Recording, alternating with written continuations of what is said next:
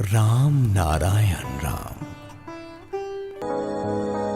আমাদের মস্তিষ্কের মধ্যে সহস্রারের ভেতরে এমন সব জিনিস পার্ট বাই পার্ট সাজানো আছে, দেহ বিনা যন্ত্র বাজালে অনন্ত নিনাদের ধ্বনিতে বীজ মন্ত্রে সুর দিলে মহাকাশের সমস্ত বিষয়বস্তুর সত্তাকে সুরে আনা যায়।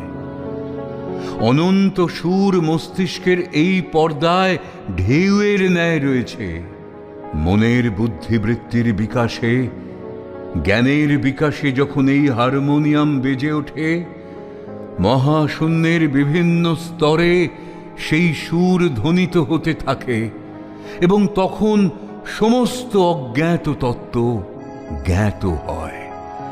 যে কোনো অবস্থা থেকে সেই তত্ত্বকে বোঝা যায়, কিন্তু হয় না কেন?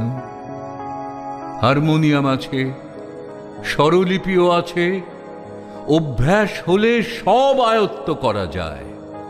একনিষ্ঠ চেষ্টায়, অভ্যাসে দেখা যাবে একদিন সমস্ত সুর কণ্ঠের পর্দাতে তুলে আনতে পারছে।